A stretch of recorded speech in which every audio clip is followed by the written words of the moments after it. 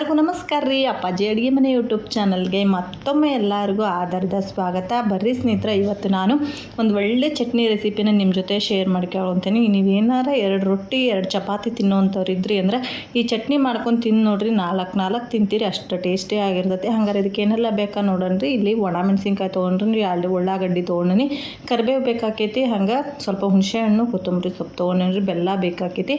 ಇದು ಬೆಲ್ಲ ಐತಿ, ಮತ್ತು ನೀವು ಇದನ್ನ ಜೇನ್ ಹನಿ ಅಂತ ಅನ್ಕೋಬೇಡ್ರಿ. ಇದನ್ನು ನಾನು ಕರಗಿಸಿ ಫಿಲ್ಟರ್ ಮಾಡಿ ಇಟ್ಕೊಂಡೇನ್ರಿ. ಹಿಂಗೆ ದಿಢೀರ್ ಚಟ್ನಿ ಸಾಂಬಾರಿಗೆ ಮತ್ತು ಪಲ್ಯಕ್ಕೆಲ್ಲ ಹಾಕೋಕೆ ಬೇಕಾಕೈತಿ ಅಂಥೇಳಿ ನಾನು ಬೆಲ್ಲನ ಫಿಲ್ಟರ್ ಮಾಡಿ ಇಟ್ಕೊಂಡೇನ್ರಿ. ಹಂಗೆ ಒಂದು ಸ್ವಲ್ಪ ಉಪ್ಪು ಬೇಕಾಕೈತಿ. ಒಗ್ಗರಣೆ ಕೊಡಾಕು ಇಲ್ಲಿ ಸಾಸಿವೆ, ಜೀರಿಗೆ, ಮೆಂತ್ಯ ಮತ್ತು ಒಂದು ಸ್ವಲ್ಪ ಕರಿಬೇವು ಇಷ್ಟನ್ನು ತೊಗೊಂಡೇನ್ರಿ.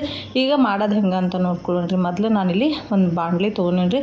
ಈ ಬಾಣಲಿಗೆ ನಾನಿಲ್ಲಿ 1 ಸ್ಪೂನಷ್ಟು ಎಣ್ಣೆ ಹಾಕ್ಕೊಂಡೇನ್ರಿ. ಎಣ್ಣೆ ಸ್ವಲ್ಪ ಕಾಯ್ಬೇಕ್ರಿ. ಹಂಗೆ ಉರಿ ಬಂದುಬಿಟ್ಟು ಮೀಡಿಯಮ್ ಫ್ಲೇಮ್ನಾಗಲೇ ಇರಲಿ, ಜಾಸ್ತಿ ಮಾಡ್ಕೊಳಕ್ಕೆ ಹೋಗ್ಬೇಡ್ರಿ. ಜಾಸ್ತಿ ಮಾಡ್ಕೊಂಡ್ರೆ ಒಣಮೆಣ್ಸಿನ್ಕಾಯಿ ಏನಾಕತಿ ಘಾಟ್ ಬರೋದಕ್ಕೂ ಸ್ಟಾರ್ಟ್ ಆಕೈತ್ರಿ. ಹಂಗೆ ಬೇಗನೆ ಕಲರ್ ಚೇಂಜ್ ಆಕೈತಿ, ಒಳಗೆ ಅಷ್ಟು ಕ್ರಿಸ್ಪಿನೆಸ್ ಅದು ಬರೋಂಗಿಲ್ಲ. ಹಾಗಾಗಿ ನಾವು ಕ್ರಿಸ್ಪಿನೆಸ್ ಬರಬೇಕು ಒಣಮೆಣ್ಸಿನ್ಕಾಯಿ ಅಂತಂದ್ರೆ ಮೀಡಿಯಮ್ ಫ್ಲೇಮ್ನಾಗ ಇಟ್ಕೊಂಡು ಚೆನ್ನಾಗಿ ಇದನ್ನು ಫ್ರೈ ಮಾಡ್ಕೋಬೇಕ್ರಿ. ಒಂದು ಜಾಸ್ತಿ ಏನು ಟೈಮ್ ತಗೊಳಂಗಿಲ್ಲ, ಒಂದು 2 ರಿಂದ 3 ನಿಮಿಷ ತಗೊಂತೈತೆ ಅಷ್ಟರೊಳಗೆ ಅದು ಮೆಣ್ಸಿನ್ಕಾಯಿ ಚೆನ್ನಾಗಿ ನಾವು ಫ್ರೈ ಮಾಡ್ಕೋಬೇಕು ರೀ. ಈ ಚಟ್ನಿ ನೀವು ಒಂದ್ಸಾರಿ ಟ್ರೈ ಮಾಡಿ ನೋಡ್ರಿ, ಭಾಳ ಅಂದ್ರೆ ಭಾಳ ರುಚಿಯಾಗಿರ್ತೈತೆ ರೀ. ಈಗ ನೋಡ್ರಿ, ಇದು ಕಲರ್ ಈ ರೀತಿ ಚೇಂಜ್ ಆಗ್ತಾನೆ ಬರ್ತೈತಿ. ಹಿಂಗೆ ಕಲರ್ ಚೇಂಜ್ ಆದಮೇಲೆ ಇದನ್ನ ನಾನೊಂದು ಮಿಕ್ಸಿ ಜಾರ್ಗೆ ತೊಗೋತೀನಿ ರೀ. ನೀವು ಇದನ್ನು ರೊಟ್ಟಿ ಚಪಾತಿ ಅಷ್ಟನ ಅಲ್ರಿ, ಬಿಸಿ ಬಿಸಿ ಅನ್ನಕ್ಕೆ ಒಂಚೂರು ತುಪ್ಪ ಹಾಕ್ಕೊಂಡು ಜೊತೆಗೆ ಈ ಚಟ್ನಿ ಹಾಕ್ಕೊಂಡು ತಿಂದ್ರಂತೂ ಸಖತ್ತಾಗಿರ್ತೈತೆ ರೀ.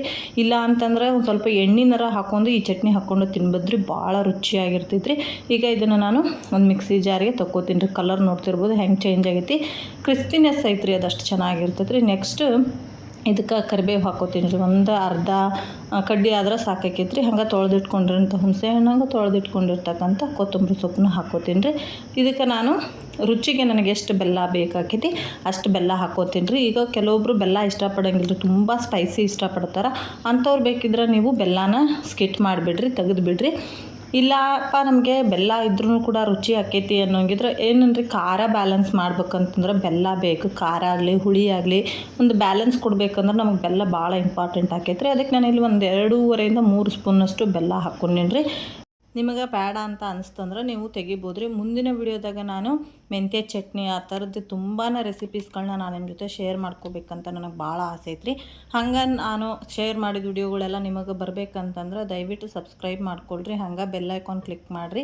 ಬೆಲ್ ಐಕಾನ್ ಕ್ಲಿಕ್ ಮಾಡಿದೆ ನಿಮಗೆ ಆಲ್ ಅಂತ ಬರ್ತೈತ್ರಿ. ಆಲ್ ಮೇಲೆ ಕ್ಲಿಕ್ ಮಾಡಿದ್ರಿ ಅಂದ್ರೆ ನಾನು ಹಿಂಗೆ ಮಾಡೋ ವಿಡಿಯೋ ನೋಟಿಫಿಕೇಷನ್ಸ್ ನಿಮಗೆ ಬೇಗ ಬರ್ತೈತ್ರಿ, ನೋಡ್ಬೋದು. ಇಷ್ಟ ಆದ್ರೆ ಲೈಕ್ ಮಾಡ್ಬೋದು ರೀ. ಇದಕ್ಕೆ ಉಪ್ಪು ಹಾಕ್ಕೊಂಡು ಇದನ್ನ 1-2 ರೌಂಡು ಮಿಕ್ಸಿ ಮಾಡ್ಕೊಂಡು ಬಂದೇನಿ ರೀ. ಈಗ ಒಂದು ಸ್ವಲ್ಪ ಇದು ತರಿ ಆಗೈತಿ ಅಂದಾಗ ಇದಕ್ಕೆ ನಾವು ಈರುಳ್ಳಿ ಹಾಕ್ಕೋಬೇಕ್ರಿ. ಒಂದೇ ಸತಿಗೆ ಈರುಳ್ಳಿ ಹಾಕ್ಕೊಂಡ್ವಿ ಅಂತಂದ್ರೆ ಅದಷ್ಟು ನುಣ್ಣಗೆ ಆಗಂಗಿಲ್ಲ ರೀ ಒಣಮೆಣ್ಸಿನ್ಕಾಯಿ.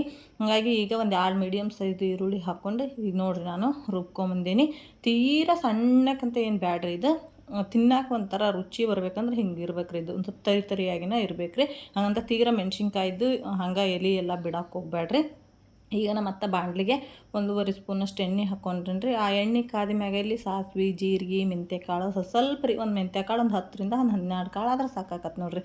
ಮತ್ತು ನೆಕ್ಸ್ಟ್ ಒಂದು ಸ್ವಲ್ಪ ಕರಿಬೇವು ಹಾಕಿ ಇದನ್ನು ಚೆನ್ನಾಗಿ ಒಂದು ಸರಿ ಬಾಡಿಸ್ಕೊಂಬಿಡಣ್ರಿ. ಒಂದು 2 ಸೆಕೆಂಡ್ ಫ್ರೈ ಮಾಡ್ಕೊಂಡ್ರೆ ಸಾಕಾಕೈತ್ರಿ. ಈಗ ರುಬ್ಕೊಂಡಿರೋ ಚಟ್ನಿ ಹಾಕಿ ಫ್ರೈ ಮಾಡ್ಕೊಂಡ್ರಿ. ಮತ್ತು ಸೀದಿ ಬಿಡ್ತೈತಿ ಮೆಂತ್ಯಕಾಳು ಅದೆಲ್ಲ ಅಂಥೇಳಿ ಫಸ್ಟ್ ಒಂಚೂರು ಹಾಕಿ ಅದನ್ನು ಬಾಡಿಸ್ಕೊತೀನಿ ರೀ. ಈಗ ಮಿಕ್ಕಿರೋ ಒಂದು ಚಟ್ನಿ, ಈರುಳ್ಳಿ ಚಟ್ನಿ ಏನೈತ್ರಿ ಅದನ್ನೆಲ್ಲ ಹಾಕಿ ಚೆನ್ನಾಗಿ ಬಾಡಿಸ್ಬೇಕ್ರಿ. ಅಂದರೆ ಈರುಳ್ಳಿದು ಹಸಿ ಘಾಟ್ ಹೋಗೋ ಗಂಟ ಬಾಡಿಸಿದ್ರೆ ನಮ್ಮದು ಘಮ ಈರುಳ್ಳಿ ಚಟ್ನಿ ರೆಡಿ ಆಕೈತ್ರಿ. ಈ ಒಂದು ರೆಸಿಪಿ ನಿಮ್ಗೆ ಹೆಂಗೆ ಅನ್ನಿಸ್ತು ಕಮೆಂಟ್ ಮಾಡಿರಿ. ವಿಡಿಯೋ ಇಷ್ಟ ಆದ್ರೆ ಲೈಕ್ ಮಾಡಿರಿ. ಈಗ ನೋಡಿರಿ ನಮ್ಮದು ಚಟ್ನಿ ರೆಡಿ ಆಯ್ತು. ಇದನ್ನು ಗ್ಯಾಸ್ ಆಫ್ ಮಾಡಿ ಇದೊಂದು ಸ್ವಲ್ಪ ತಣ್ಣಗಾಗಕ್ಕೆ ಬಿಡೋಣ್ರಿ. ತಣ್ಣಗಾದ್ಮೇಲೆ ಇದೊಂದು ಬೌಲಿಗೆ ಅಥವಾ ಒಂದು ಗಾಜಿನ ಬಾಟ್ಲಿಗೆ ಎತ್ತಿಟ್ಕೊಂಡ್ರೆ ಆಕೈತ್ರಿ. ನೀವು ಒಂದು 3 ರಿಂದ 4 ದಿನ ಈಸಿಯಾಗಿ ಸ್ಟೋರ್ ಮಾಡ್ಕೋಬೋದ್ರಿ. ಇವತ್ತು ನೈಟ್ ಊಟಕ್ಕೆ ನಾನಿಲ್ಲಿ ಒಂದು ಸ್ವಲ್ಪ ರೈಸು, ಸಾಂಬಾರು, ಸೌತೆಕಾಯಿ, ಒಂದು ಚಪಾತಿ ತೊಗೊಂಡೀನಿ ರೀ.